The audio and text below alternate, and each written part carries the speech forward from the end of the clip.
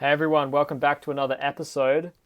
On my channel, it will be Raw Generates podcast, but on Chad's channel, what's the name again? The Supernatural Podcast. Supernatural podcast. The links for both will be in the description. They'll be on both of our channels. And we've got essentially an expansion and an expulsion on really what we touched on our previous episode, which we'll link below. And please refer to the other episodes we just did together, covering both sides. Like the first one was my side, and then the second one was Chad's, and how we sort of became acquainted with one another, and then really delving into this world of healing on multiple levels. And please watch those, and even go back to some of Chad's other videos, some of my other podcast episodes as well, because there's a lot that connects this net of healing. And really what we're going to delve into today is ultimately a piece of text that is, I think, in this day and age now, it's never been more critical to be understood clearly, because I've seen a few channels that have covered it and it hasn't been covered well. I've covered it personally on a live class that I did. We're going to get into a bit more of the nitty gritty, but also cover some of Chad's background in sort of the Christian Catholic world growing up. And ultimately this all ties in to a piece of text that a lot of you may be aware of, but I'm sure a majority of you won't be aware of. And it's called the Essene Gospel of Peace. And this is essentially tablets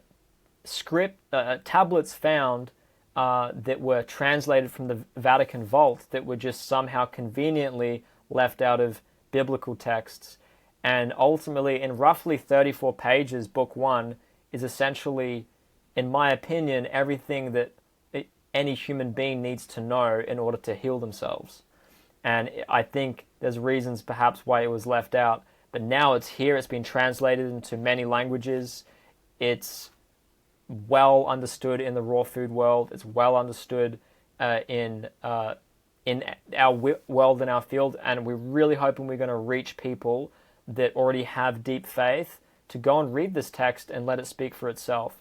So perhaps without further ado, Chad, shall we commence with your upbringing, Western Catholicism, Christianity, and sort of how you came to finding the Essene Gospel and what came up with you for that. So yeah, thanks for being here again, bro. I'm really excited for this.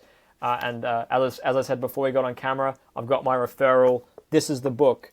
You can find it on Amazon. We'll have it in the link in the description. And it's not cheap. And yeah, please, I implore you all to get yourself a copy. I love it.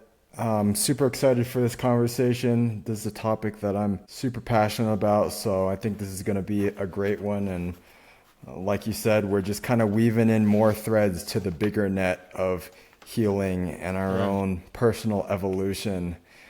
And I think to get into this topic of religion and the scriptures, because I know this could be controversial for a lot of people depending on your upbringing or your faith, your beliefs, I want to preface this just by saying that neither one of us are here to attack anybody's beliefs. We're not here to tear anybody down. We are here just to present our own experience and the knowledge that we've accumulated, and hopefully it will serve you in your journey. If you're coming across this, I'm sure that the timing is going to be perfect.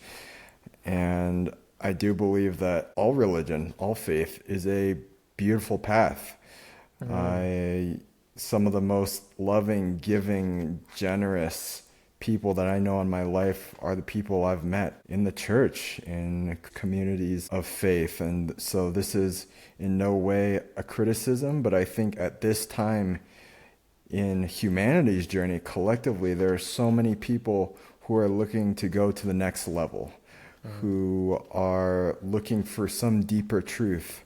People are starting to see through the corruption that has happened on a global scale at the level of government, religion, and at the end of the day, we've been spiritually deprived as a human race for many thousands of years, and we're starting to break out of that, which can be scary, it can be uncertain, but our hope is that the information that we present, if you are at that point, will only serve to help you deepen your own faith and take your own evolution to a deeper level than maybe you even knew was possible. So to get into my own background, I grew up here in the States with a Christian upbringing. I grew up going to church, going to Sunday school, learning the teachings. And then in high school, actually, I was introduced to the Catholic faith. I had grown up more in a Protestant upbringing.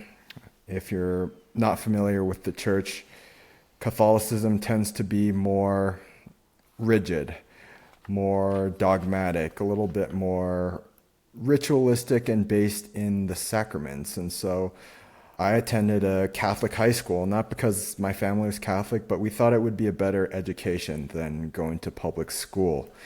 And that was my first introduction to another wing of Christianity, which I found to be very restrictive. I have memories of going to Mass and these different things in high school, and it didn't sit right.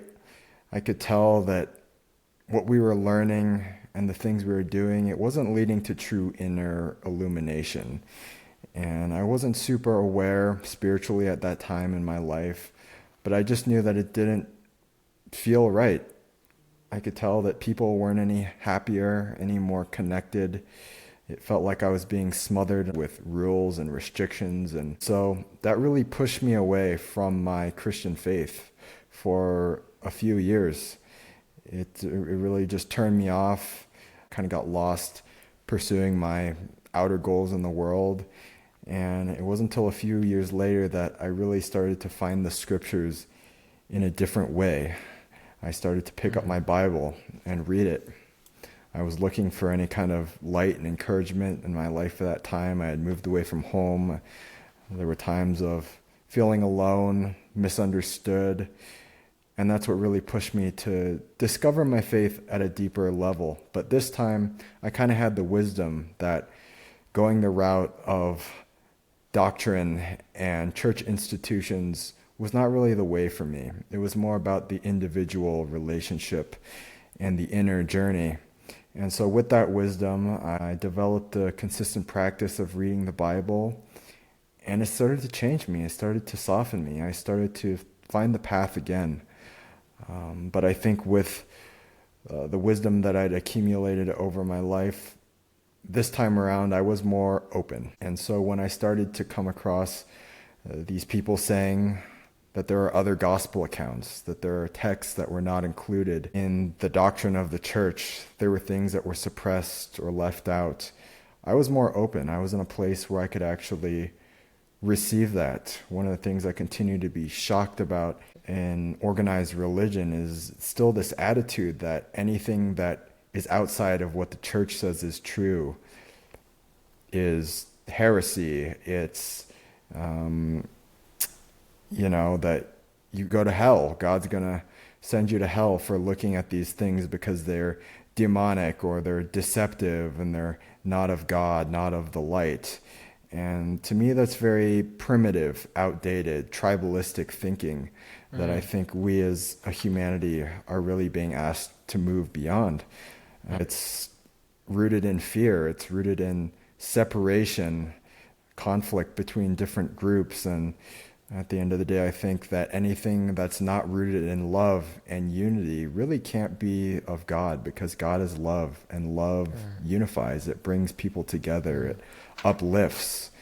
And so this idea that we can't look at other teachings or go outside the doctrine of our religion, to me, is really crazy. I think as individuals, we need to be responsible enough to question what we've been told and to seek truth for ourselves and to see what our experience tells us is true, rather than looking outside of ourselves to someone else, somebody to give us a permission slip and tell us it's okay to think this or think that. And that's what I found in my journey, is the most profound breakthroughs came at an individual level. It came from the inner illumination and going out into the world, taking the teachings and just applying them and seeing what worked, what felt right, what brought me together and made me feel more connected with God or with other people. And I really think that this is where we're all going, is we're being asked to go within, seek truth for ourselves, and really connect to this higher power and the love that exists within all of us. And this is a part of that journey, is sometimes going outside of our belief systems. So religion, beautiful path, critical part of my journey. Some of the greatest people and community that I know. And don't get me wrong, I absolutely call myself a follower of Christ, but at the same time, I've found that I have to kind of distance myself from the church in terms of the institution. I say jokingly, but not that jokingly, that I have to distance myself from the church because I love Jesus so much. I love that, Because man. I think that the teachings of Jesus himself were distorted by this larger institution who was not in it to enlighten the people or bring true illumination. They were in it to establish a political institution in the Roman Empire. And anytime church and government come together, the church always ends up taking the form of the government, not the other way around. So I think what's really up to us is to discern that truth and to pursue what feels right. And for me, this is the greatest test, and it's something that I sense and feel when I read the Essene Gospel. And I'm sure you do too. It just rings true. Like there is something in that is alive and speaking to me. And so that's kind of my background, but I would love to hear a little bit more of how this ties into your story. And maybe I think you could even give people a little bit more background as to where this text was found, some of these other gospel accounts of Jesus's life that were not included in the canon, and we can kind of dive into the Essene Gospel a little bit more as we go around and really take those teachings and help everybody to apply them in our own life for our own betterment. Yeah, Chad, beautiful introduction, man. Like, even just writing down a few things there from your experience of both, and I'm sure there's people that feel there's a deeper sense of connection that is lost when they are stuck in essentially what is a behemoth of a big industry now. Like, the religion has almost become an industry, part of industry, and that it's so heavily intertwined with governments. But when you look at the individuals that involve these religions, as you said, they're beautiful people. I live in a community where there's followers of faith across different areas, whatever their God may be. And what I love so deeply about the Essene Gospel is what Jesus reiterates many times, is to ultimately not follow a deity. Not that a deity is wrong, but what he ultimately encourages humans to do, the sick people that come to him, is to go within and then to go to nature. And he even says, when someone questions him on the texts of Moses, the commandments of Moses, and these other scriptures, that why would they not follow those? And he simply replied that they are words of death and of falsity, and words of man aren't true. What is true is already known within you. Go and fast alone, and go into nature, and you will find truth. And that's me paraphrasing, but ultimately that was it. And it's simply put in the Essene Gospel here, that part. And I will cover a few, but I also really want to, just in a simple fashion to begin with, break down the premise that Jesus was guiding the sick people toward, which is to every human being. And I feel, for someone that grew up not atheist, but my family was Catholic in the past. I never went to a Catholic school. I went to a Steiner school, which has a lot of spiritual influence and a lot of Christ influence. I'm an avid admirer of Rudolf Steiner, and talking about a Christ path versus an Ahriman, the path of Ahriman, or the path of Christ. Ahriman meaning like Luciferian forces So materialism, Yeah. self-indulgence, selfishness, acts of violence, acts of wrongdoing, whereas a Christ path, or what was known in the Old Testament, was just, Christ wasn't even mentioned. It was a man of righteousness, a person of righteousness, someone that did good. And to me, as you said, there's nothing better and nothing as pure and good as doing what is right. And the reason why I feel the Essene Gospel has changed many people's lives, one of which he's quite well known, Dan McDonald, who used to be known as the Life Regenerator. He got recommended that book from a bookshop when he used to be a drug addict, and it completely changed his life there and then when he read it.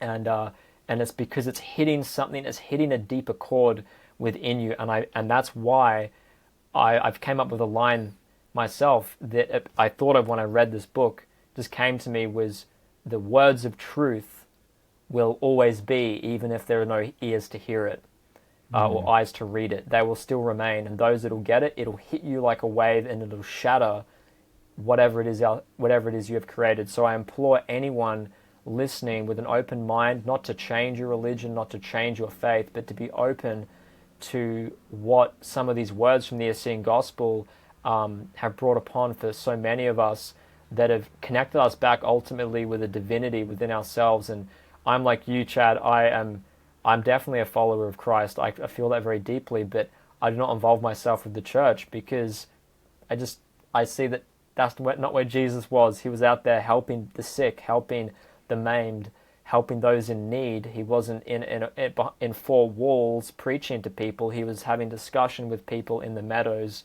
and in the fields, and helping them that way. And I think a great way to just bring some light before I go into the introduction is, most people know the Our Father prayer, right? It's very common in churches, but there's another one, and it's Our Mother. And Our Mother prayer, no one knows about. I don't know anyone that is a follower of Catholic or Christian or otherwise. Even those that don't even follow a religion often know the Our Father. And I would like to read both of which are here actually on page 41 of the Essene Gospel of Peace, Book 1, and hear the difference of what it is that is being shared here by Jesus. And the Our Mother, not that one is more important than the other, but to me, I can see why they left this one out, because it's really hinting that nature is there to help you heal. It's pretty apparent, and it's not ambiguous. Nothing in this book is of weird ambiguity. Very simple, some Old English, but it's been translated from, essentially, there were tablets found in the Vatican vault, and in this archive, I believe, with more tablets that haven't been translated. And the person that translated this wasn't a raw foodist, he was just one of the few people that could translate, I believe it was Aramaic, some Hebrew text, and he just pretty much translated it for what it was and then published it. And now it's known, unfortunately, as pseudoscience, false, fake, biased, and of course, I think that is telling enough that there's something to it, because there's so much pushback. But without further ado, I just want to read the Our Father and then Our Mother, because this other side of the coin is being left out. And they go as follows. Our Father, which art in heaven, hallowed be thy name. Thy kingdom come, thy will be done on earth as it is in heaven. Give to us this day our daily bread, and forgive us our debts as we forgive our debtors. And lead us not into temptation, but deliver us from evil. For thine is the kingdom, the power, and the glory forever. Amen. And now hear the difference in the changes with the earthly mother. Our Mother, which art upon earth, hallowed be thy name. Thy kingdom come, and thy will be done in us, as it is in thee. As thou sendest every day thy angels, send them to us also. Forgive us our sins, as we atone all our sins against thee, and lead us not into sickness, but deliver us from evil. For thine is the earth, the body, and the health. Amen. The reason why this is so profound is because the basic pillars that Jesus was showing the sick and maimed was these angels that is in our Mother prayer here. And these are essentially the sunlight, angel of sunlight, angel of air, angel of water, angel of earth, and they're the main core ones that ring so true to me, because essentially that is saying, go into nature, get fresh air, get sunlight on your skin, and go bathe in the fresh waters, and that these things will help you heal, but they are also in conjunction with fasting and to forgo the things that have burdened us. And I feel that now the difference in our day and age is we sometimes have to be a little more cautious, because the diet of modern humans is not that of what people were doing in the times of Jesus. So we have to interpret some with some modern application, of course, but these principles ring so true even to this day. The same way you look during COVID, don't go out in the sun, don't go outside, pretty much don't get fresh air, don't get sun on your skin, don't go into nature. And anyone listening, I'll be very surprised if that sounds paradoxical to you. It sounds counterintuitive. Wait, I wouldn't want to go out and play outside. I wouldn't want to go and spend time in nature. We are from nature, essentially. And really what that prayer is showing you in a nutshell is that if we follow the laws of nature, we can ultimately heal ourselves from anything. And to have patience. And even Jesus goes further into that every day that you fast, and you will heal a year of abuse to your body. There is also a lot of ambiguity when it comes to what Satan means, or a Beelzebub, which is known as in the Essene Gospel of Peace, which is referred to as a serpent, as a parasite, and how he was getting parasites out of people. And what is like the most common thing we see in a lot of the detox world and coaching is people have parasites coming out of them left, right, and center, because these parasites dwell with the decaying flesh of dead animals. And I just listened to something from a segment of Rudolf Steiner where he talked about worms not being of plant and not being of animal origin. They're of a completely different origin, spiritually speaking. That they are an entity that is that of a much darker nature. I know Dr. Yarki has spoken of this. Even the term parasite, if you refer to a human being as being a parasite, it's quite the insult, that they are draining something from you. And that again pulls to me, it calls a deeper part of me of some deep truth, and the connection between what we eat and then what is happening inside our body. And I actually recently heard from a friend who's a big researcher of Rudolf Steiner's work. I was telling him about this Essene Gospel of Peace, and he used the example of the Garden of Eden. And what was it that caused chaos in the Garden of Eden? There was a snake, and you could almost use the symbol of the Garden of Eden to that of your stomach. You could use it as a symbol to that of the digestive tract, and that if there's something that is not harmonious or not within the laws of nature, not in the laws of what the earthly mother is asking of you to do, then essentially chaos will reign, and that the kingdom that you can build is so without, so within, as above, so below, on every level. And it's not about that you can go and pray for one thing and then do the other.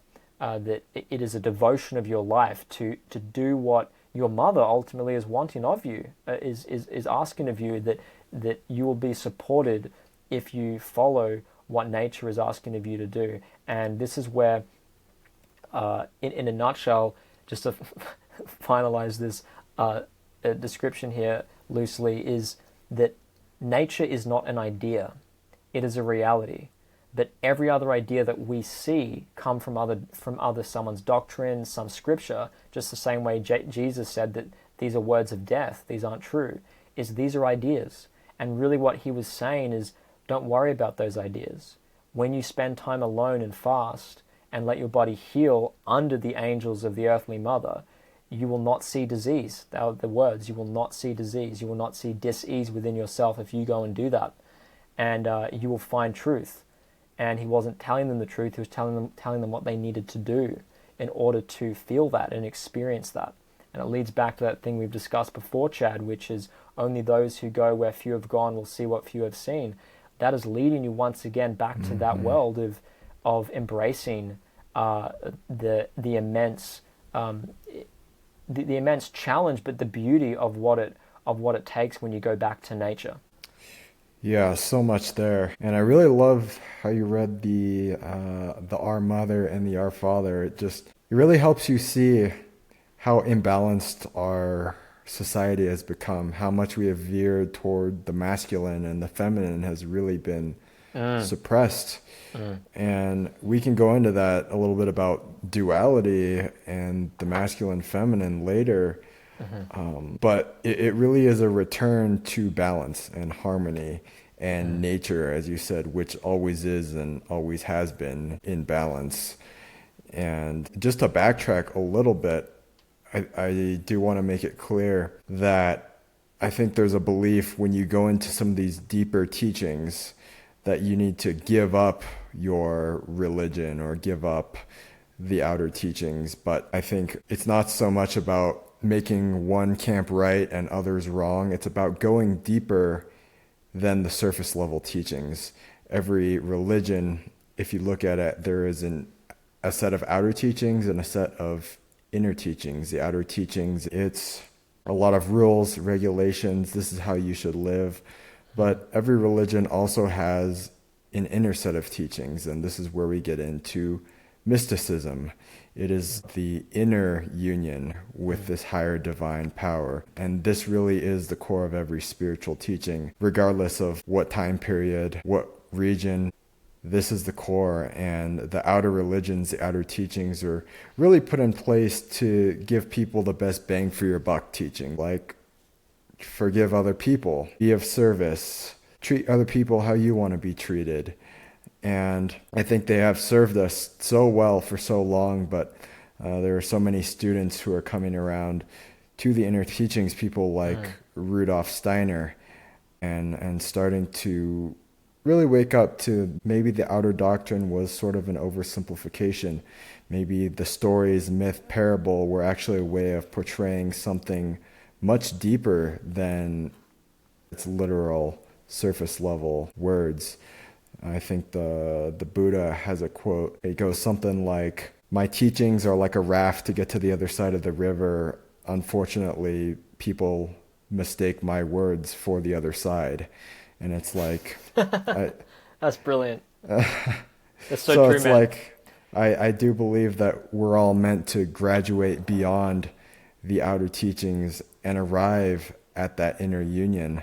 That what we've been doing for thousands of years, it's just really made us more divided. And so this is where teachings like the Essene Gospel are really coming from. They're very deep. The words of Christ almost sound like those of Buddha. And so it makes sense that there have been people who wanted this suppressed.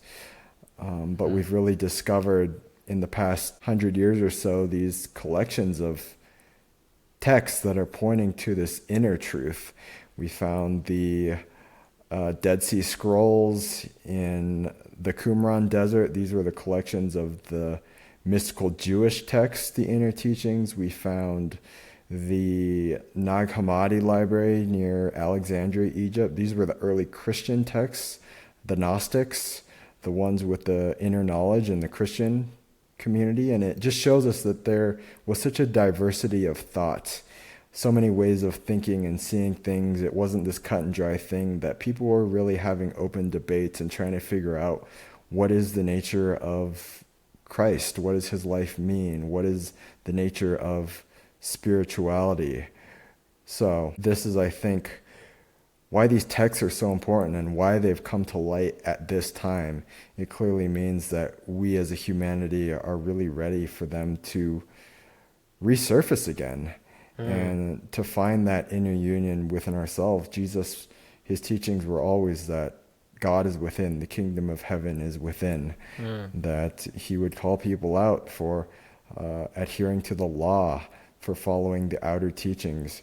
It was always about the inner union with the divine, the masculine meeting the feminine, coming back into balance, coming into harmony with the universe. And kind of what you said, when we are living in harmony and balance, it's like life won't have to give us that feedback in the form of pain. You're kind of in flow with all that is. You're in harmony with other people. You're experiencing connection. It feels like your life is being guided by something greater than itself, a divine force, a divine orchestration that's happening. And there's no need to force, there's no need to go into the mind to overthink. It's all kind of guided by this greater force. It feels less like you are forcing your way through life and more like life is moving through you, that you are always present, always here, always now, and that everything you need, everything you want is kind of drawn to you, which is what I think we're all really after, is this experience of our own bigness, our own divinity.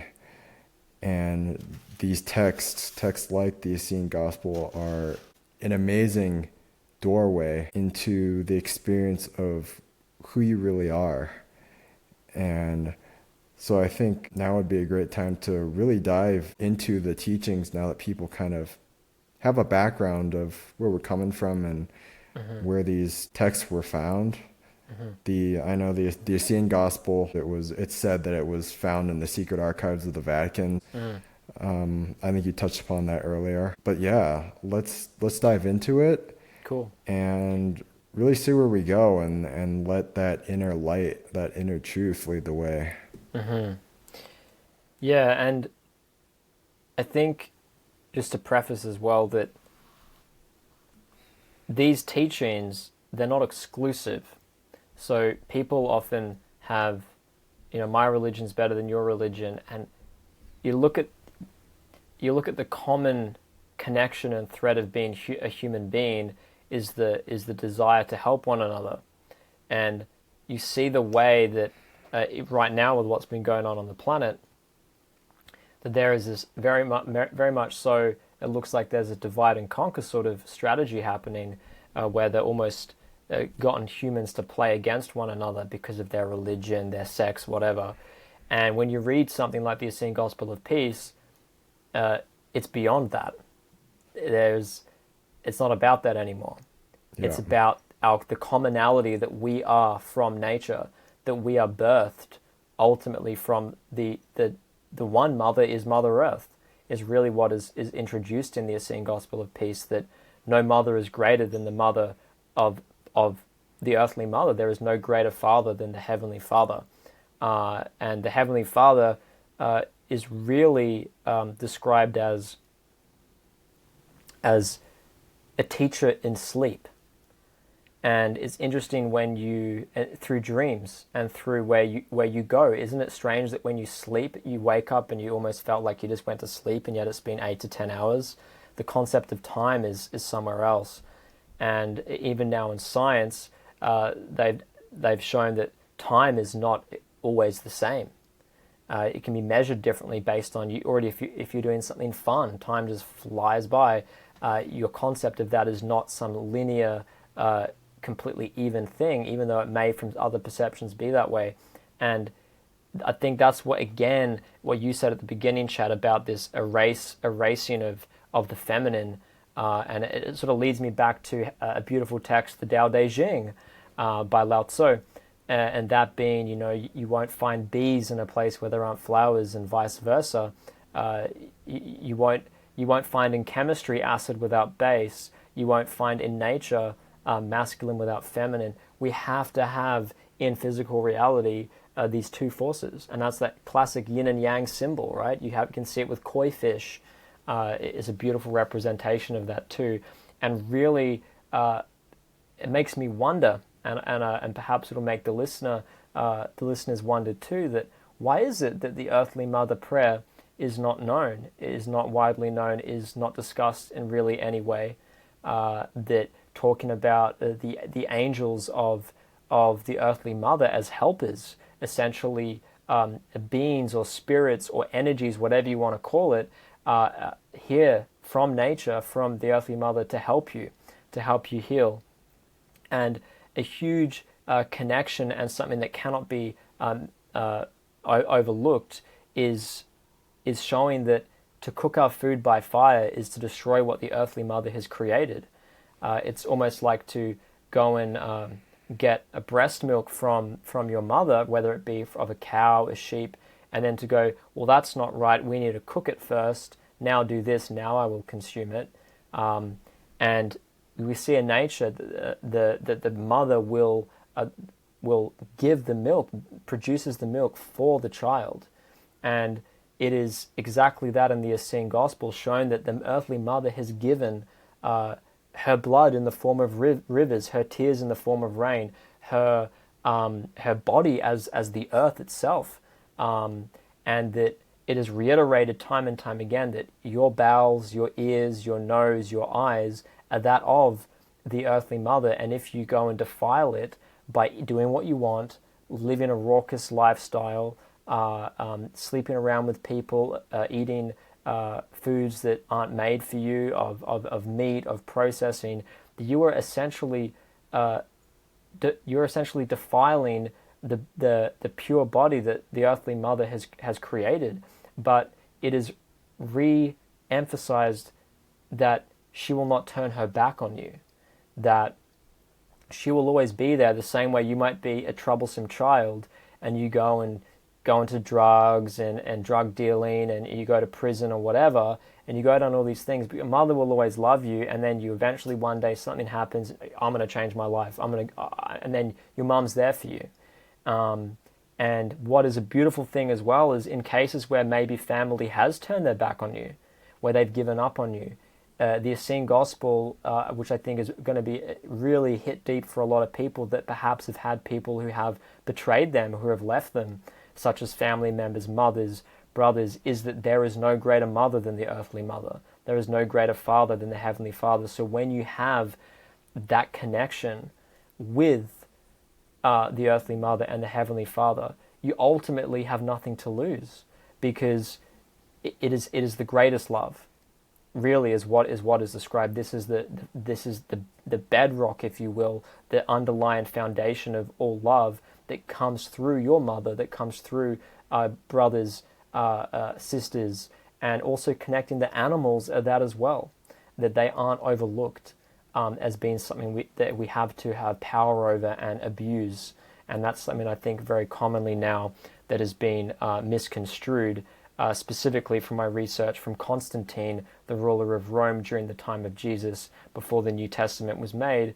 And that was that, this is at least according to the books by Dr. Bernard Jensen, not Dr. Bernard Jensen, Dr. Raymond Bernard, and was that Constantine did not like what the Essenes were doing, so he pretty much decided to recreate a new form of Christianity that suited his reckless life of multiple wives, drinking, living slothfully, eating red meat and animals, and just abusing the privilege of being a human being.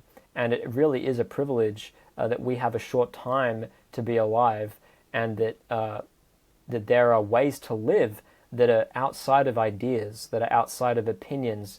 It's not an opinion when you go outside that all these animals are living simplistically, that they are doing things in a manner that no human really matches in our day and age. And even back then, it clearly was still a problem, where we had pulls of the physical pull, whether it be sexually, food, drinking, and that sort of leads me to,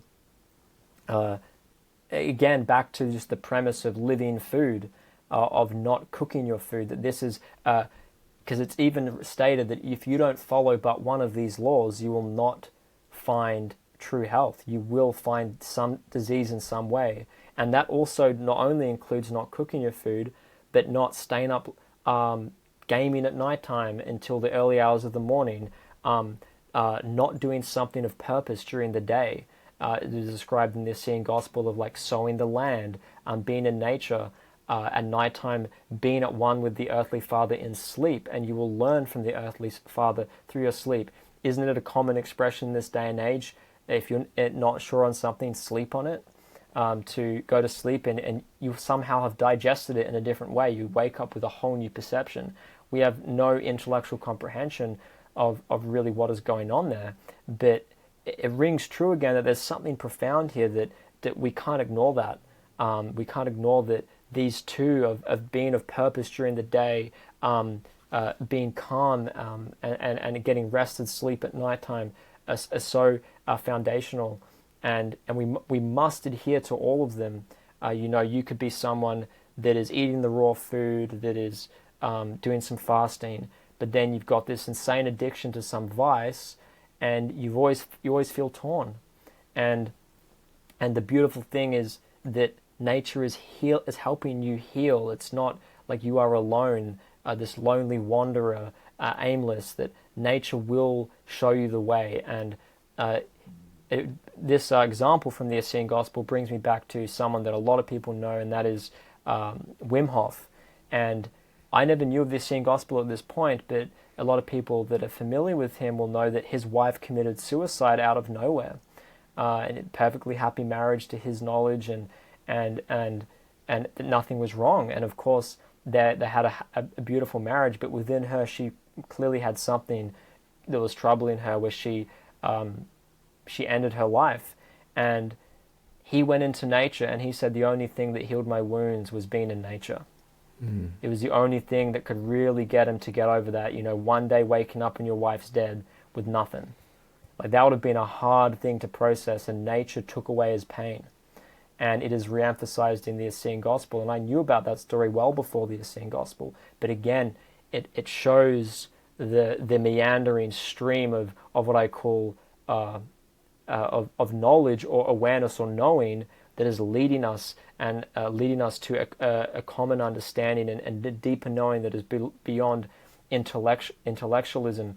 And that is what I hope the listeners get when they read the Essene Gospel of Peace, is that they can find these connections elsewhere that affirm what they're already experiencing, because it will tap, if you're ready to hear certain parts, it will tap parts within you that will shatter certain things and rebuild something new and beautiful to come again. And I can go into more, but I think, Chad, I'll hand it over to you for a bit, mate. But I just wanted to say that part there about those connections that we can find when it comes to that all other species are eating raw food, that to cook food by fire is to destroy it, is to create death, and that to consume food heated by the angel of sunlight, to eat a herb-bearing seed, let that be your food. It doesn't say herb-bearing seed and the corpses of animals. It doesn't say herb-bearing seed and cook and denature food and do whatever you want. It doesn't say to sow the land and to be at one in nature and be kind to one another and also drink alcohol and sleep with whoever you want. None of that is added there, and yet we look in modern religion, we have all these other things added. I can be a Christian and I drink as much as I want, I eat whatever I want, I go to McDonald's, but I go to church on Sunday. I think when we really pull back and look at what we have as a structure in modern society, that we can see through the cracks of that to the purity of what was really being shared. And as you said, Chad, when you read the Bible, you heard that and you saw that and you were like, this doesn't really reflect what I'm seeing. And I know there'll be a lot of people that are of faith that will feel the same way. Yeah, and I think that's one of the big issues that I had with the modern doctrine, that your salvation is dependent only on an outer profession of your faith. It's the words you say and not the actions that you take. And that, I think, is kind of at the core of what didn't sit right. It's like, all that matters is that I say I believe, but I can go and live however I want, and still I get this get out of jail free card. And there was a big disconnection there. Like, how could that be? It made faith seem so superficial, I think. And if we go back to the core teachings of Jesus, this was not a tenet of what he taught, that you could just speak your way to heaven, say the right words, and be let in the golden gates. Jesus was all about living your life from a place of connection with God. It wasn't, say the right thing, say you believe in me. It was follow me, be like me, live like I live, follow the natural law as I do. He always emphasized it's more about your actions, because actions are kind of the true measure of your beliefs. And so there's even a verse where he says straight up to people, he said, on the last day, you will say to me, well, Lord, Lord, look at all these things we did in your name. Look at how we professed you. Look at all these miracles in the name of our Lord. And he says, no, I will say to you, you never knew me, because when I was hungry, you did not feed me. When I was in prison, you did not visit me. In other words, it's not what you say. It's not about calling him Lord. It's about, do you live it? Do you see the Christ in all beings? Are you in touch with the Christ consciousness within yourself? Do you know yourself as one with God, as a divine being? So I think that's a really important distinction, because exactly like you were saying, there are natural laws that govern our universe, and we will experience the effects of our choices. Our lives are kind of the sum total of our choices and our decisions to live in alignment with that law. Some traditions will call that karma, which is really not a punishment or a retribution. It's simply this source of feedback that we get from the universe itself that's trying to push us towards something greater. And I love the analogy of nature being this nourishing mother, because I think that's something else we've lost in religion, is we've veered so far towards the masculine. There's this idea that God is a punishing man who sits up in the sky, right? And we've just lost touch with the feminine, not only in nature, but within ourselves. So for people to have that breakthrough of, oh, wow, there's this nourishing force all around me, that's life-changing. And that is true mercy, I think, because just like you touched upon, nature's always there.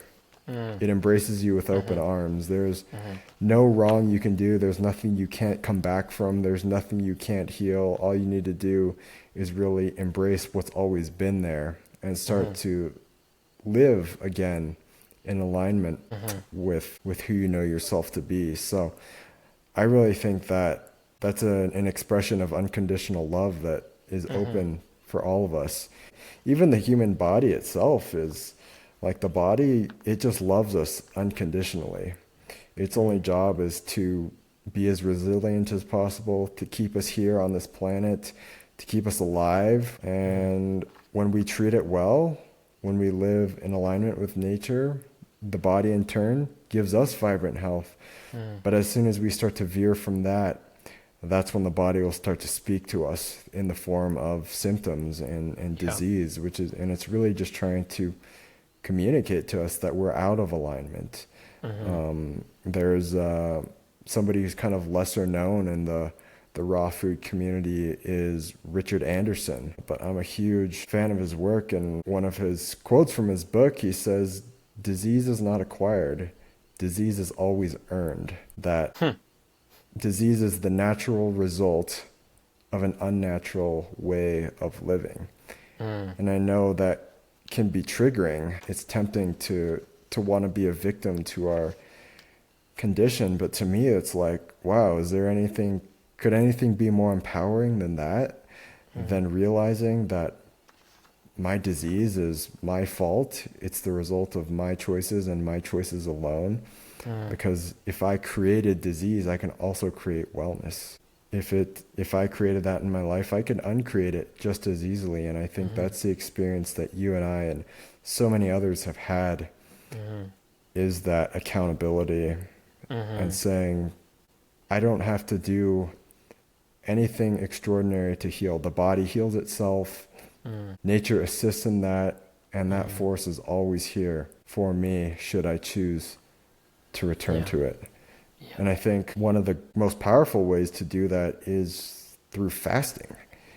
And The Essene Gospel talks about it. Even in more traditional religion, it's talked about how these great figures, they fasted for 40 days and they reached this exalted state. So I would love to hear your take on the power of fasting, sort of what Jesus teaches in the Essene Gospel. And even when it comes to, you talked about Steiner and how he mentions the Aramonic forces, which are really, I think they've been misinterpreted over the years, taken literally, like Satan is this guy with big horns who's out to get God.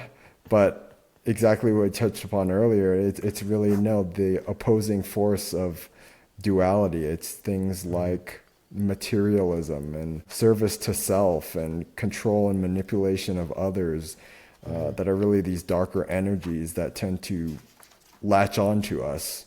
So maybe go into sort of what Jesus expounds in the Essene Gospel and how it relates to these darker forces and temptations that we're actually letting go of, that are beyond the actual physical benefits and the food aspect. Yeah.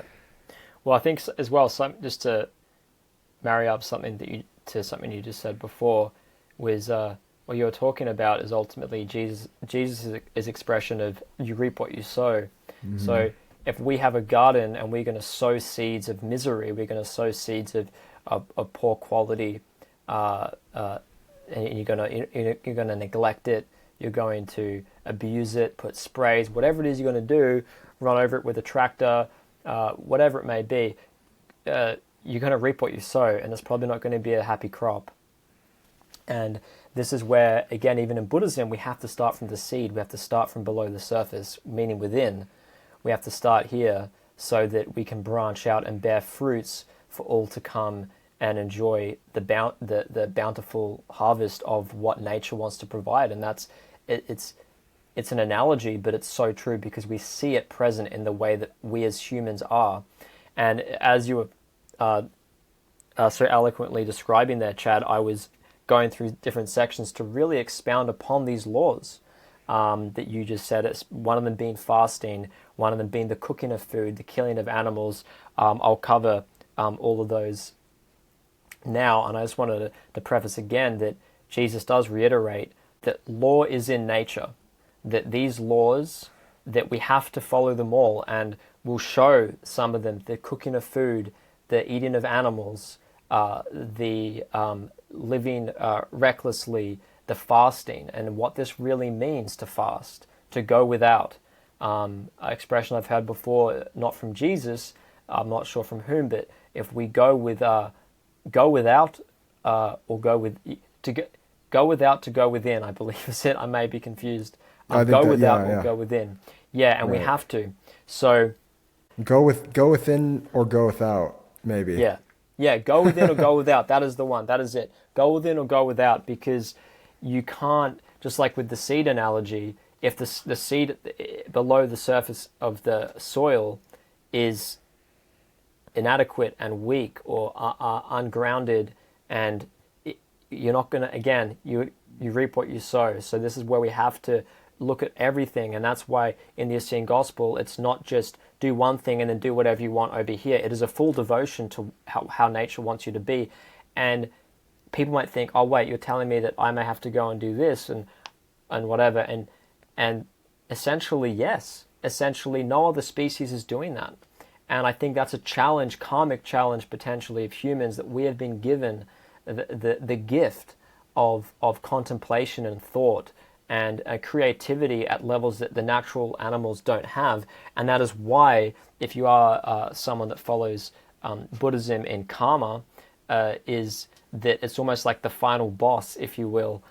Interesting in video games, there's always like the final boss, some sort of trial and tribulation that you have to go through that is a final challenge. But really things become less of a challenge when you let go. And I've heard that expression, let go and let God, which is a powerful one to me, in that when you follow this, but that all will be shown to you. And so, without further ado, I would like to read literally from the Essene Gospel of Peace, different sections. And the first one, I'm yet to find it on the fasting. I know I've got it here, but I would like to start with here it is on fasting. It's about the days in which you fast. So Jesus taught that if you're 30 years of age and you have eaten cooked food and a lot of alcohol and drugs and whatever else to your body, that you will need to fast, meaning water fast, for as many days as the age that you are, and that you will experience what you've done to your body during that time. It won't be a smooth road.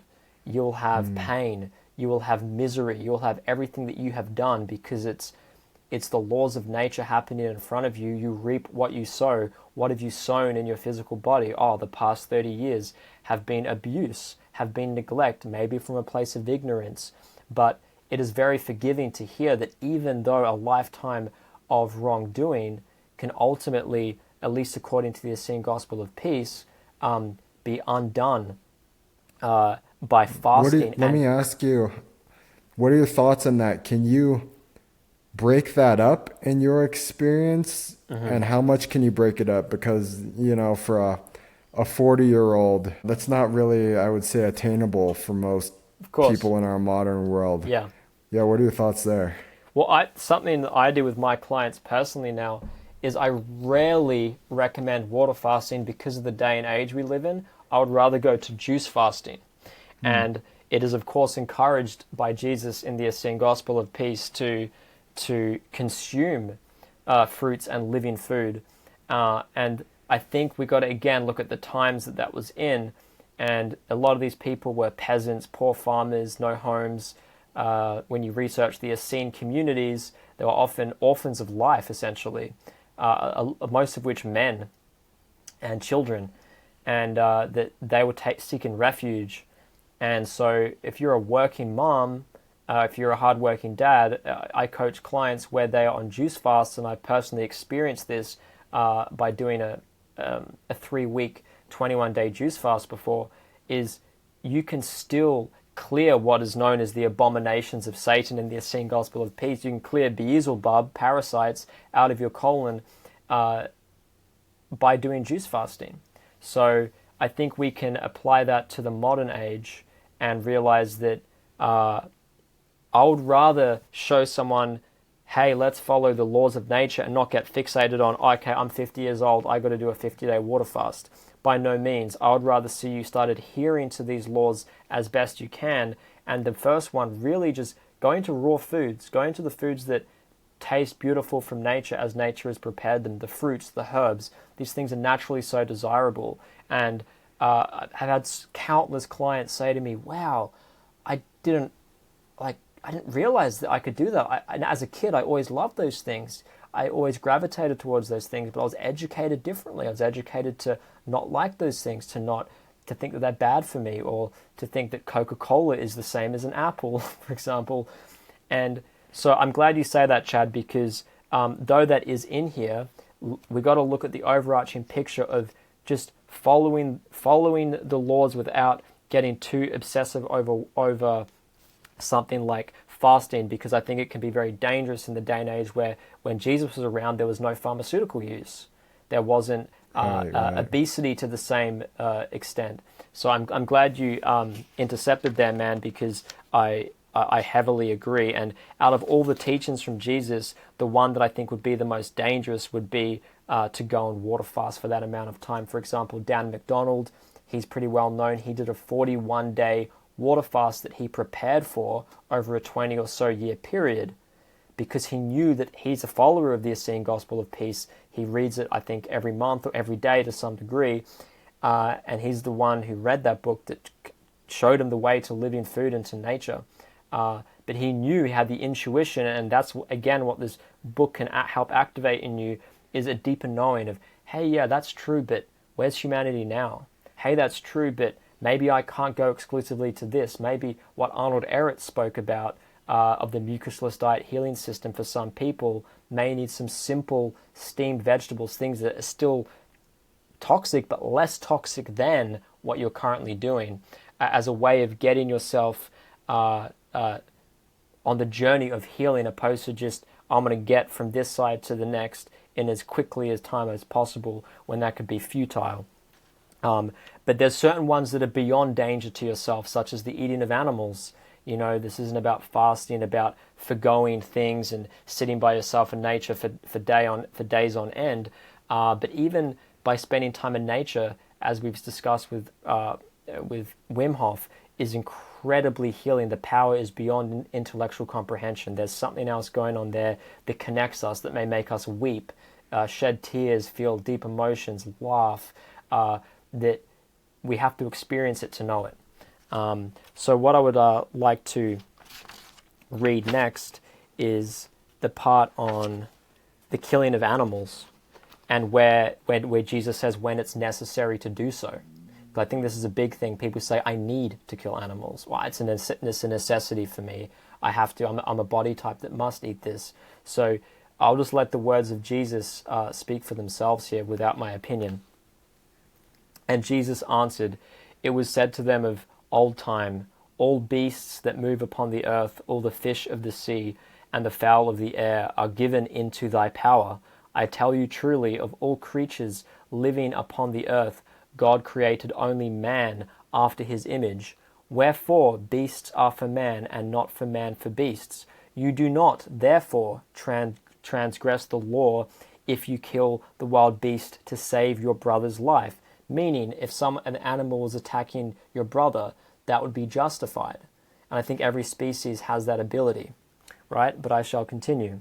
For I tell you truly, man is more than the beast, but he who kills the beast without a cause, though the beast attack him not, through lust for slaughter, or for its flesh, or for its hide, or yet for its tusks, evil is the deed which he does, for he is turned into a wild beast himself. Wherefore is his end also as the end of the wild beasts. Pretty much saying that if you go and do it for food, to get the skin, to hunt, that you have essentially killed a part of yourself. Like, the beast is dead, but so is you. That we ask people in this day and age, would you go and kill that animal yourself? Oh no, I couldn't. I couldn't fathom it. And this continues on to the next part of the cooking of food, which comes back into this whole, we live in a day and age now where there's a lot of the carnivore movement and a lot of cooked food, cooked meat. And this one here is, I really feel what stuck out to me the deepest, as well as just the moral side of things of the killing of animals for personal gain. Kill neither men nor beasts, nor yet the food which goes into your mouth. For I tell you, to eat living food, the same will quicken you. But if you kill your food, the dead food will kill you also. For life comes only from life, and from death comes always death. For everything which kills your foods kills your bodies also. And everything which kills your bodies kills your souls also. And your bodies become what your foods are, even as your spirits likewise become what your thoughts are. Therefore, eat not anything which fire or frost, meaning frozen, or water has destroyed. For burnt, frozen, and rotted foods, rotted meaning cultured or fermented, will burn, freeze, and rot your body also. Be not like the foolish husband who sowed in his ground cooked and frozen and rotted seeds. And then the autumn came, and his fields bore nothing, and great was his distress. But be like that husband who sowed in his field living seed, and whose field bore living ears of wheat, paying 100-fold of the seed which he planted. For I tell you truly, live only by the fire of life, and prepare not your food with the fire of death, which kills your foods, your bodies, and your souls also. I didn't know that part was going to connect there, but it just connected back to the reap what you sow thing about the field. And again, it's pretty simply written. There's some strange old English, but it's very basic. It makes sense. It's kind of common sense when you read it. It's like, oh yeah, that should be obvious if we really go to our direct experience of life. Because you can apply this. It's like in the Greeks, when they created logic, one of the laws of logic is double standard. So when you accept something in one category, you must accept it in another. And when you look at this when it comes to living food, the example of a seed is so true. If you radiate a seed, it's not going to sprout. If you have a burnt, cooked seed, life can't come from that anymore, because life only comes from life. Death comes from death. These are proverbs of simplicity that maybe modern man struggles with to some degree. Of course, I feel that way, but when you see it in the application of reality of life, it rings true every time. It rings true every time. And another law is that of eating no more than a few things at a time. So we live in a world now where, complexity and eating all these other things, people may overlook them, but really you look at other species, they pretty much only eat one thing at a time, and they don't have a plate, they don't have an assortment of things together, and talking about how essentially this will slow down and clog up your body. And this reflects in even practical client work, where if someone has a tumor or is in a wheelchair, and we'll suggest a mono grape diet, for example, or in extreme cases where one form of frequency comes in, and that your body ultimately wants that simplicity. So maybe before I go on to that, even Chad, we can discuss that aspect of the simplicity again, of even the simplicity of thought, the simplicity of the fuel you put in your car, the food you put into your body, in relation to the Essene gospel. Yeah, and I think anybody, again, coming back to our experience, anybody who goes on to a raw, living, fruit-based diet for any period of time comes to pretty quickly, just through their own wisdom, that simplicity trumps all. Mm-hmm. It's like you don't really need any book or anyone to tell you about the power of monofruiting. It's you just feel better when you're putting one thing into the body. And I think, if I'm not mistaken, there's also a part in the Essene gospel where Jesus talks about how we overconsume. And I think that really applies to us in the modern day too, where we're stuck in this era of consumerism and temporary pleasures, and we're always on the chase of that new high. So he does talk about that, right? That's the Essene gospel. Did you want me to read it? Read it. I researched the there's an old measuring system called mina, M-I-N-A, and I forgot what it equated to, but he uses that as a measurement, and it's let the weight of your daily food be not less than a mina, but mark that it go not beyond 2, so no more than 2 mina, and we can convert that of what that measurement is now. Then will the angels of God serve you always, and you will never fall into the bondage of Satan and of his diseases. Trouble not the work of the angels in your body by eating often. For I tell you truly, he who eats more than twice in the day does in him the work of Satan, and the angels of God leave his body, and soon Satan will take possession. Let's just quickly just pause there and translate the word Satan with perhaps stagnation, perhaps with parasites, perhaps with things that aren't serving you, opposed to thinking of some dude with horns. We gotta look at what this meant at that time, because I don't want people to misinterpret that for that manner. Great point. Eat only when the sun is highest in the heavens, and again when it is set, essentially to fast in the morning there. And you will never see disease, for such finds favor in the eyes of the Lord. And if you will that the angels of God rejoice in your body, and that Satan shun you after, then sit but once in the day at the table of God, and then your days will be long upon the earth, for this is pleasing in the eyes of the Lord. Eat only when the table of God is served before you, and eat always that which you find upon the table of God. For I tell you truly, God knows well what your body needs and when it needs it. And that is essentially saying, eat when you need to eat, not when you want to eat. Because we so often, I need this now. Or is it that you have a hunger for something else? Is there something emotionally? There's even a part on do not eat when angry or sad. Wherefore, put nothing upon the altar of the Lord when your spirit is vexed, neither think upon any one with anger in the temple of God. Pretty much to never have animosity towards anyone, and enter only into the Lord's sanctuary when you feel in yourselves the call of his angels, for all that you eat in sorrow or in anger or without desire becomes a poison in your body. For the breath of Satan defiles all these. Place with joy your offerings upon the altar of your body, and let all evil thoughts depart from you when you receive into your body the power of God from his table. And never sit at the table of God before he call you by the angel of appetite. That's another angel. Do not eat when you're not hungry. When the angel of appetite comes, then it is okay to eat. And to really eat at midday and in the evening, twice a day. And it's funny now, you see these people doing these 1 meal a day things. They'll start eating around noon and they'll stop eating around 4 p.m. It's interesting that these are applying themselves in other areas where people would have no comprehension or knowledge of the Essene gospel, and yet here it is written there, directly matching these longevity people on YouTube, for example.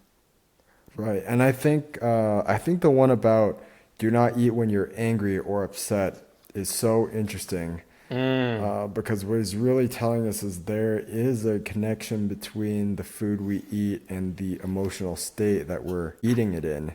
Yeah, it's almost like he had knowledge of how that energy, how the frequency of different emotions impacts what we're taking into our body. And in my experience, when I've done deep cleanses and I'm eliminating this crazy stuff that's built up in my body and my intestines and my colon for decades and decades, this thick rubbery plaque, I've done several cleanses that were formulated by Richard Anderson, who I talked about earlier. And one of the things that he sees a lot, and I've experienced as well, is that when you're eliminating this stuff, right before it comes out, that emotion will resurface.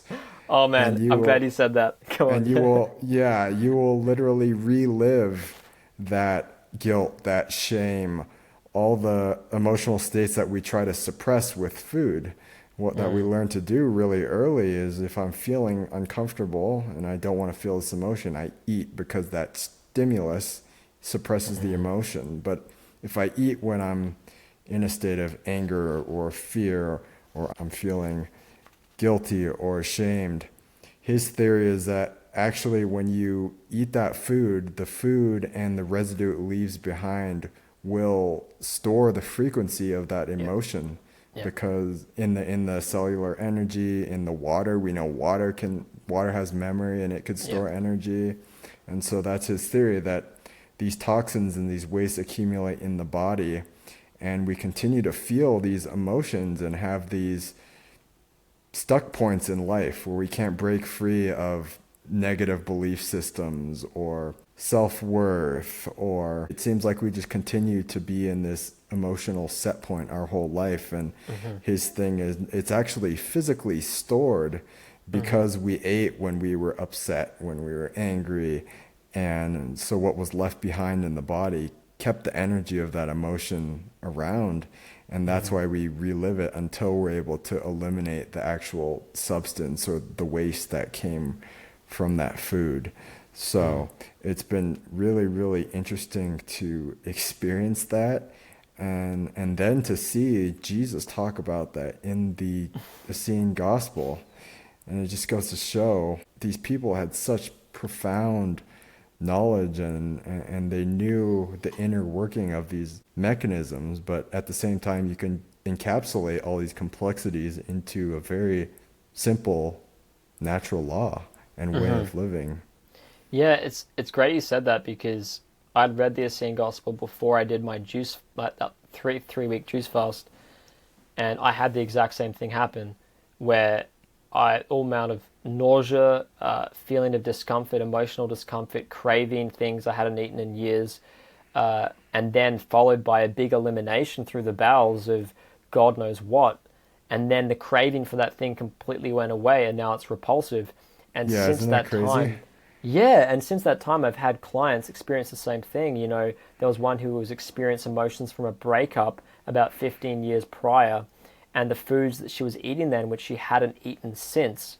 And again, it's that example of you reap what you sow. What were you sowing by stagnating your body or suppressing your emotions by eating? And of course, it's an unconscious thing that is unfortunately a direct result of the society we live in. You watch TV shows, they're eating, they're drinking, they're taking drugs, whatever. It's suppress, suppress, suppress. But it is our responsibility and to have accountability to get ourselves out of that. And let it not discourage the listener that whatever you've done, you are bound to relive it. You are bound to relive it in one way, shape, or form, but it is so worth it, it is not even funny.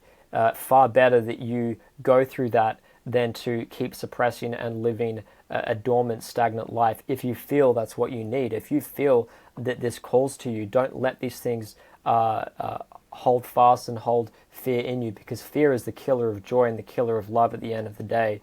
And that is an overarching theme within the Essene Gospel. There's a part actually in here where a man is complaining about his aches and pains in his body, and Jesus is there to comfort him and to show him that it will pass, that you are experiencing this because of the life you lived before, and you're essentially being born again in the light of God. You're essentially being born again in the light of the earthly mother, and that is a process that takes time, and once you are humbled by that experience, you will come out the other side a completely different person. And it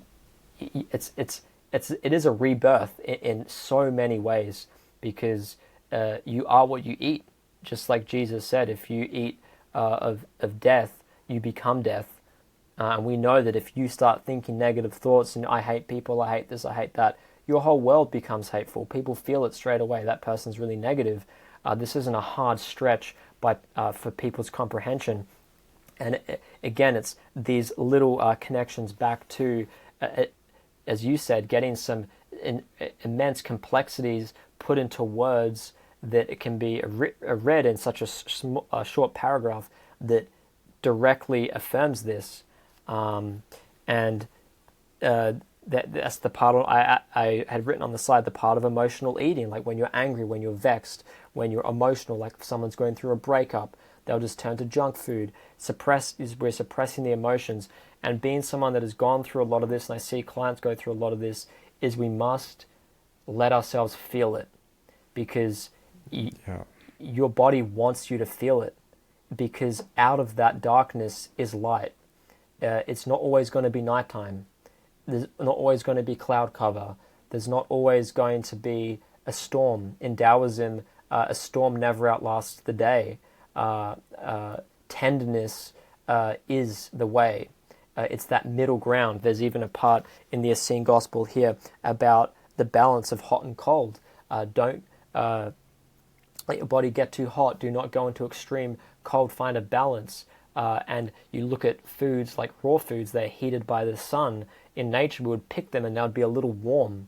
They'd be heated by the sun energy and by the tree itself. And now we have refrigerators and we have freezers and we have frying pans and ovens, where we are doing these extremes of each, where that balance, or what we know in chemistry as homeostasis, in the science we have today, is no longer there.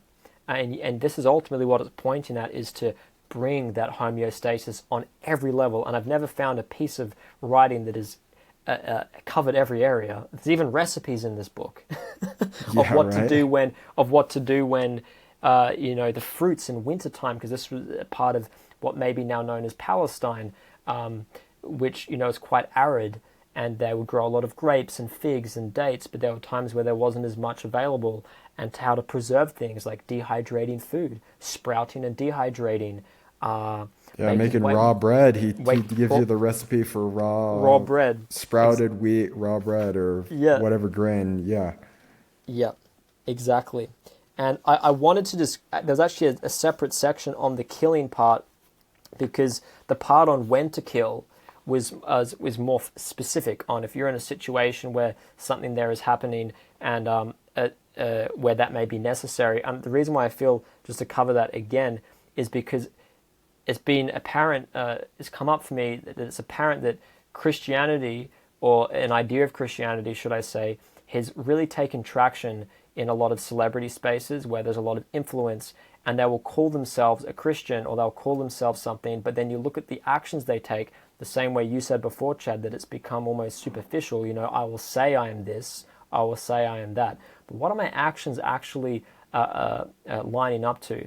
And it brings me back to a guy that did a documentary called Christspiracy, which a lot of people haven't seen because it's not really out yet.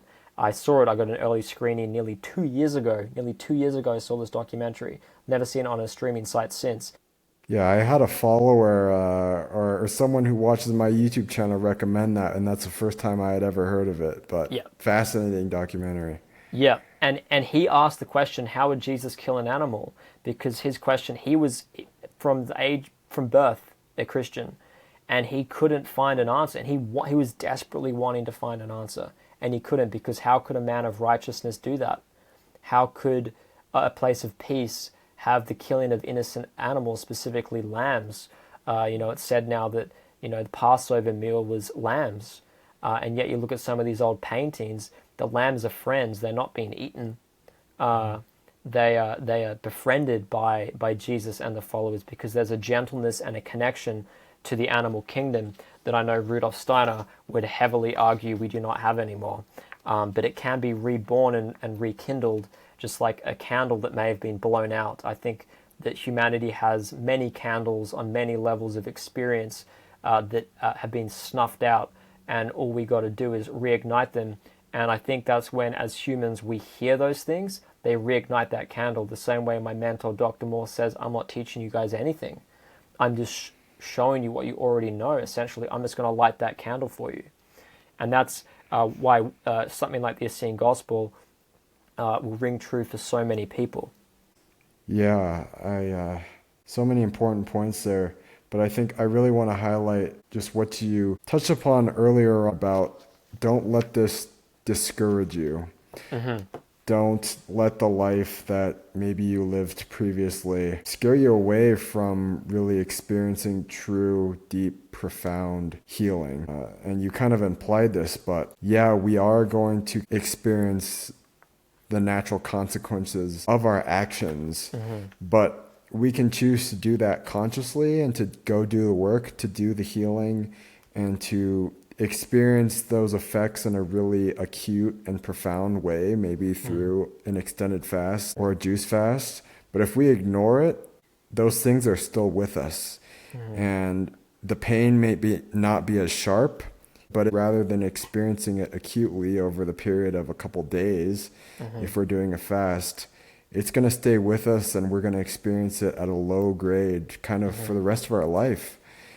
And I think it really makes it difficult to change at a deep level if we're carrying these stuck emotions in the body and things of that nature. So things like fasting are so powerful because those things come up in a really, really sharp, powerful way for us to heal, so they can be seen and felt and acknowledged. So I just think that that's an important point to really reiterate, is the transformation that's possible when we commit to this path.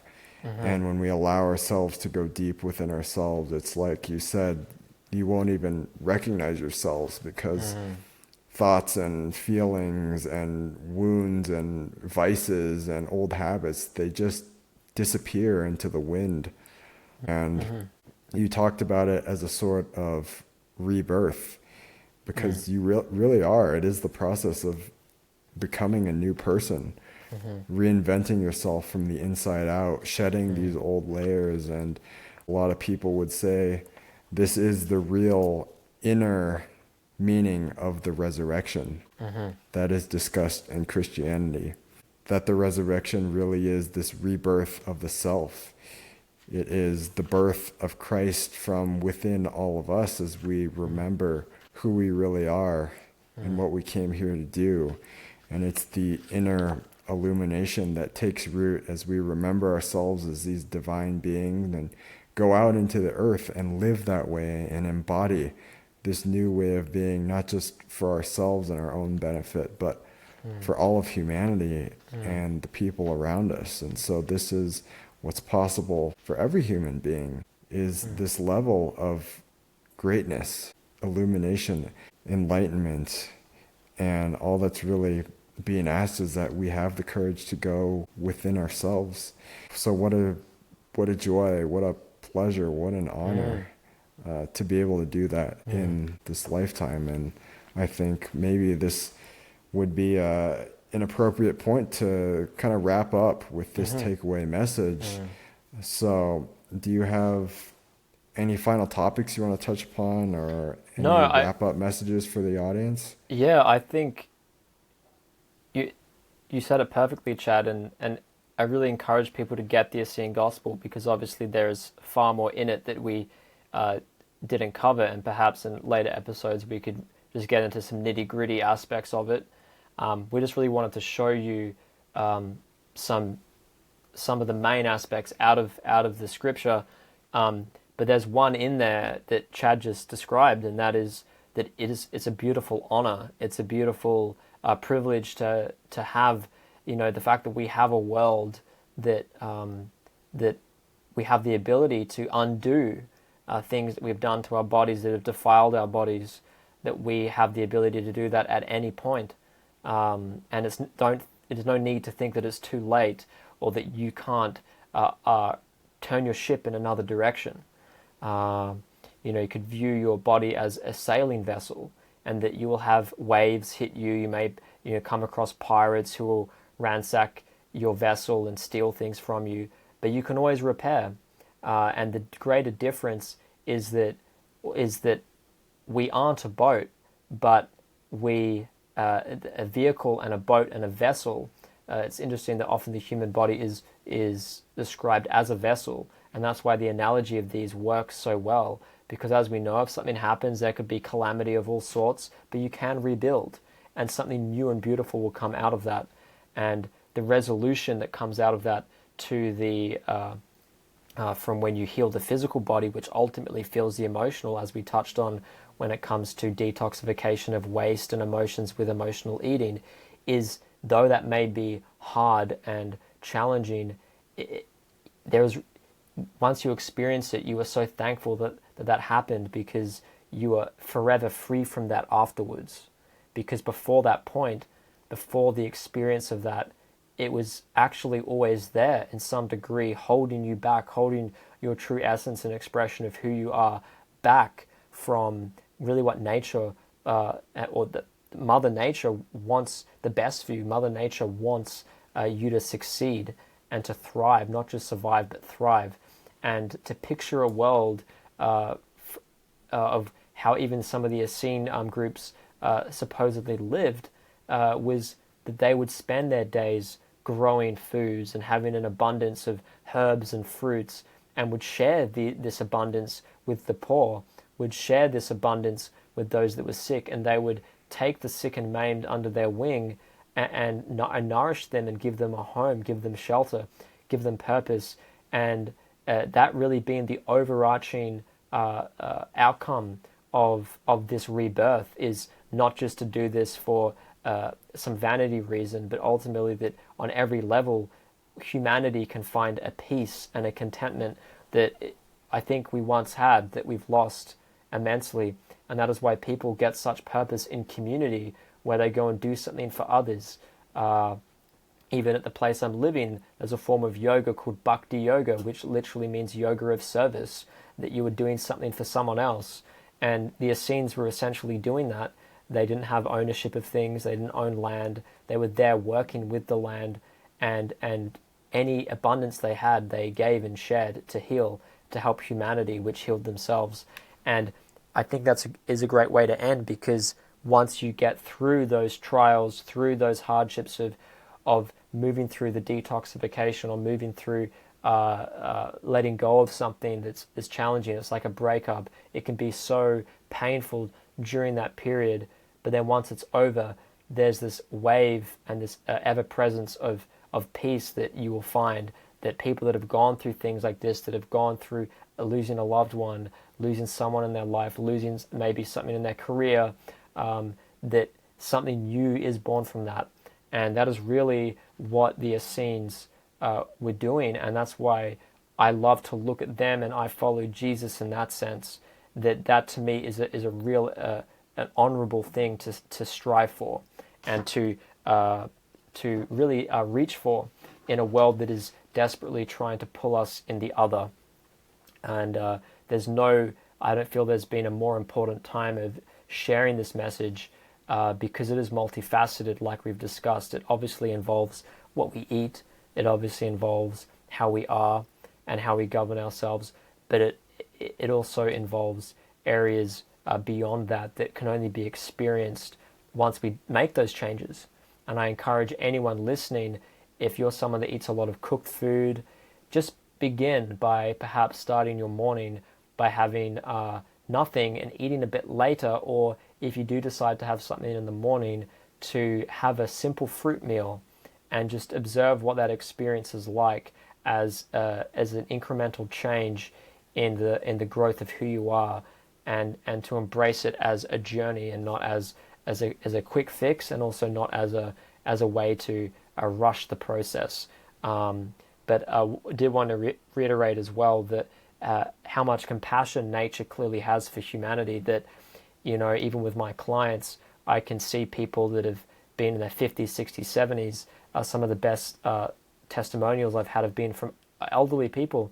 Within a few months, they are a completely different person, who they can think better, they can walk around without pain in their joints, and yet they're 73, 75. And how fast of a turnaround that is. And it didn't happen in a week, didn't happen in a month, maybe it was 6 months, 9 months, 12 months, maybe in some cases for some people 2 years. But when you look at the bigger picture, isn't that a beautiful thing? As you said, Chad, that it is such an honor to have a natural world that clearly cares for us. If it didn't, we wouldn't see those outcomes, we wouldn't see those things happen. The same way both myself and Chad have covered in our previous episodes, struggles we had before we found this path. Mine being with teeth, Chad's being with regrowing bone in his jaw, all on adhering to these laws, adhering to what Jesus has spoken about. And that again is pointing towards a world that most people are unaware of. And it's my hope in this episode that we've brought awareness to a world that is always there, a supporting nature system that is always there to help you. That'll be my final words, Chad. So well put. And something you said that really stood out is that nature wants you to succeed. Nature wants all of us to succeed. And I really want people to get this, that there is no remorse or regret for our mistakes. That these mistakes they're an integral part of our journey and our story. And to be honest, without these mistakes, there would really be no game. And so embrace it, embrace the journey. The universe is it's rigged in your favor. You can't fail. The chessboard is set up for you to succeed. And I really do believe that we choose all of this, that we choose our adventure before we come here. And we get the pleasure of kind of working ourselves out of it, figuring out the puzzle, enjoying the challenge, because what else is there to do but explore ourselves and explore this amazing universe that we live in. So I agree with you. I really believe that there is no more important time than now to bring this knowledge back and to make it readily accessible for everyone, that we are really the ones who get to carry that torch forward and bring this knowledge to humanity again for people to use. So I hope you as a listener got something out of this conversation, and more than anything, that you would take this knowledge and that it wouldn't be some ephemeral thing, but that you'd actually be able to apply it in your life and make good use out of it, and just try out some of the things that are spoken about in this gospel and check it out for yourself. See if it aligns with your truth, with your experience, and just live it and let your own inner compass be your guide. So with that, I can say I really enjoyed our conversation today. Yeah, me too, Chad. It was And sick. It was beautiful. yeah, beautiful. Awesome. Well, I think to end, if people can get themselves a copy, there's also a free copy as well. This is the Essene Gospel is a free PDF online. You don't have to buy the book. You can even look up some of the quotes from the book. I also have a lecture that I did at the community that's on my YouTube and podcast where I go in depth reading quotes from the Essene Gospel and connecting it with other sources of raw food people, whether it be pre-Greeks of modern thought, meaning the philosophers of our modern time, like Socrates, Plato, and Aristotle, that they themselves had spoken about other people that lived this way, that it's not just isolated in this book. This isn't just an isolated account of, hey, what happens when we stop cooking our food or when we go down this road, and when we let go of certain things that hold us back, what then is born out of that. And so, yeah, perhaps if people are interested, go and check out that episode too, and have a read. It's only about 35 or 40, 35 to 40 pages, the Essene Gospel, Book 1. For my upload of this, I will put that in the description, because there is far more. But just know it's towards the end, there's even a part here that I have in front of me about the importance of moving your body with the elements, being outside in nature, seeing that water has a role, the tree has a role, you have a role, and that you are an integral part of that. And to look at a world now that is so fixated in modern technology, where we're sitting in rooms 24/7, we aren't connected with nature, that alone is a law that is being forgotten, that we need to be very careful not to throw that away, for the natural world, as we know, is being heavily abused, but it will bounce back, and humanity is going through an insane shift, that people are so desperate to have those candles within them relit, and a lot of the people are doing it on their own. And it's if you're listening to this episode, there's a reason why you were put here, and there'll be plenty more episodes with myself and Chad to come. And thank you all so much for listening. Go check out Chad's channel, that's in the description. My channel's in the description for my YouTube, social media. And once again, Chad, thank you so much, and to all the listeners, we really appreciate your support and tuning in for episodes like this.